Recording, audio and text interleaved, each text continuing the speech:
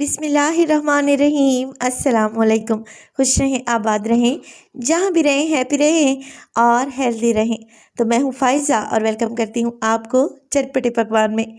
Pizza और burger का नाम लिया नहीं कि छोटे बड़े सभी के मुंह में आ जाता है पानी।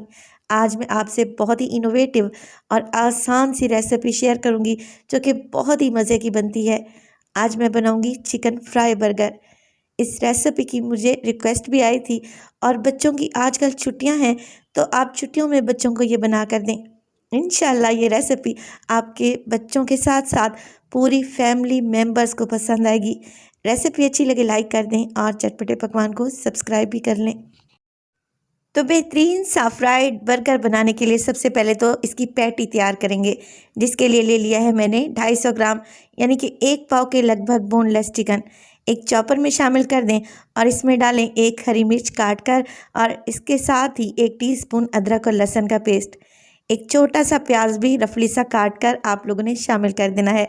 इसके अलावा इसमें हरा धनिया भी डालेंगे और मसाले डालेंगे, जिसमें शामिल करूँगी मैं नमक हाफ टी स्पून इसमें डालूंगी ज़ीरा पाउडर और हाफ टी स्पून काली मिर्च का पाउडर।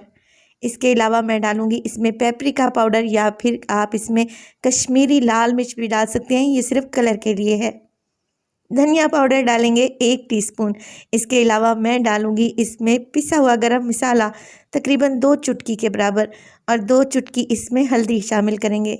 और इसके अलावा इसमें चला जाएगा ब्रेड क्रम्स तकरीबन हाफ कप के बराबर।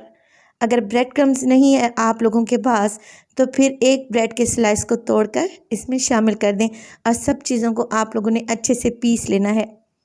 इतना अच्छे से आप लोगों ने इसे पीसना है कि ये सारी चीज़ें वेल कंबाइन हो जाएं और देखें एक पेस्ट की शक्ल में आ जाए। बस जी, चिकन को मैंने निकाल लिया है एक बोल में और अब हम इसकी तैयार करेंगे पैटीज़। बर्गर पैटीज़ के लिए स्पेशल किस्म के मोल्ड आते हैं जो कि हर घर में अवेलेबल नहीं होते। तो आज आपको बताऊंगी मैं पैटीज़ बनाने का इतना आसान सा तरीका कि आपका दिल खुश हो जाएगा। आपने ले लेना है एक पॉलीथीन बैग जो कि आमतौर पर सब्जियों के साथ मिलते हैं और इसके सेंटर में रख दें एक ढक्कन जो कि बर्गर के साइज़ का हो और हमने हल्का सा इसे ऑयल से ग्रीस करना है शॉपर को और इसके ऊपर हम रख देंगे ये चिकन का मिक्स। तकरीबन आधा इंच की गहराई में आप लोगों ने ये पैटीज़ तैयार करनी है। अब आप लोगों ने अच्छे से दबा दबा कर पैटी बना लेनी है और जब आप इसे उल्टेंगे तो एकदम परफेक्ट किस्म की चिकन पैटी आप लोग आसानी बना लेंगे। यहाँ पे देखें कितनी परफेक्ट सी पैटीज़ बन चुकी हैं और तकरीबन 1 पाव चिकन में हमने 4 पैटीज़ तैयार की हैं। अब इसे फ्रिज में रख दूँगी मैं आधे घंटे के लिए ताकि ये हल्की सी सेट हो जाए। अब हमने ले लिया है एक बोल जिसमें हम एक बैटर तैयार करेंगे। आधा कप लूँगी मैं मैदा, आधा कप ही इसमें शामिल करेंगे चावल का आटा और आधा कप कॉर्नफ्लोर और इसके अलावा एक अंडा भी इसमें तोड़ कर डालेंगे। अब ये बैटर फीका ना रहे तो इसमें डालेंगे कुछ मसाले। तो नमक डाल दें इसमें आप अपने टेस्ट के मुताबिक। इसके अलावा काली मिर्च का पाउडर डालेंगे हाफ टी स्पून और हाफ टी स्पून ही इसमें कश्मीरी लाल मिर्च का पाउडर डालूंगी। अब इसमें थोड़ा थोड़ा पानी करके एक बैटर बना लें जो कि ज़्यादा पतला भी नहीं रहना चाहिए और इसे बहुत ज़्यादा गाढ़ा भी नहीं होना चाहिए।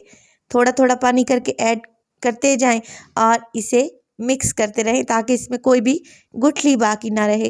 तो आप लोगों ने बहुत अच्छे से मिक्सिंग करनी है और बैटर की कंसिस्टेंसी आप लोग चेक कर लें।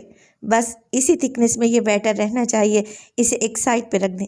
अब बर्गर के लिए सलाद तैयार कर लेते हैं। तो सैलेड बनाने के लिए मैंने ली है सिर्फ और सिर्फ बंद गोभी, जिसे बारीक सा मैंने काट लिया है। तो 1 कप के बराबर ये बंद गोभी है जिसमें डालूंगी मैं तकरीबन 3 टेबलस्पून मेयोनीज़ के और अच्छे तरीके से मिक्स कर लेंगे। मेयोनीज़ में ऑलरेडी नमक होता है, लिहाजा मैं इसमें नमक शामिल नहीं करूंगी। अगर नमक डाल दिया तो बंद गोभी पानी छोड़ देगी जिससे बर्गर सॉगी बनेंगे। बस इतना ही मेयोनीज़ डालें कि बंद गोभी इसमें अच्छे तरीके से कोट हो जाए। इसे भी एक साइड पे रख देंगे। चलिए जी, पैटी बनाना शुरू करते हैं। तो चिकन की एक एक पैटी लें और इसे पहले बैटर में डिप करें जो पहले हमने बना के रखा हुआ था। एक्स्ट्रा आप लोगों ने इसमें से झाड़ देना है और फिर इसे अच्छे तरीके से कोट करें ब्रेड क्रम्स में। ये चिकन की पैटीज़ बनाकर आप महफूज भी कर सकते हैं। 1 से 2 माह के लिए ये बिल्कुल भी ख़राब नहीं होती। जो माएँ परेशान रहती हैं कि बच्चों के लंच बॉक्स के लिए क्या तैयार किया जाए, ये पैटीज़ बना कर रख लें। आपको बहुत ही आसानी रहेगी। आप इसे बर्गर के अलावा सैंडविच में भी लगाकर ईज़िली दे सकते हैं। तो देखें, अब पैटीज़ को फ्राई कर लेंगे मीडियम टू लो फ्लेम पे, क्योंकि चिकन कच्चा है, इसे अंदर तक पकाना भी तो है। तो आपने उलटते पुलटते हुए इनको अच्छे से गोल्डन कर लेना है और ये अंदर तक पक जाएं। आप लोगों ने इस बात का ध्यान रखना है। सारी पैटीज़ को ऐसे ही तैयार कर लें। चलें जी, अब बारी आती है बर्गर को असेंबल करने की। तो बर्गर बनाने के लिए बर्गर बन मैंने मार्केट से ख़रीदे हैं, बहुत ही इजीली मिल जाते हैं। अब 2 बर्गर लूँगी और इन पर अप्लाई करूँगी। यहाँ पर मेरे पास है हरी चटनी, जिसमें मैंने थोड़ी सी मायोनीज़ को मिक्स करके लगा दिया है।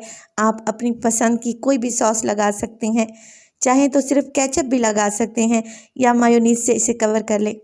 तो मैं हरी चटनी में हल्की सी मायोनीज़ को मिक्स करके रखूँगी और इसे दोनों ब्रेड के स्लाइसेस पर अप्लाई कर दूँगी कुछ इस तरीके से।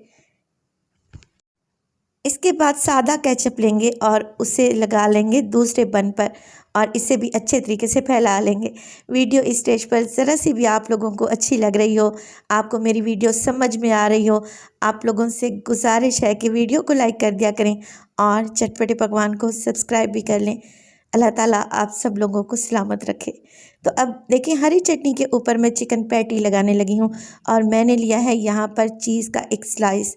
अगर चीज़ नहीं डालना चाहते तो कोई इशू नहीं है, आप इसे स्किप भी कर सकते हैं।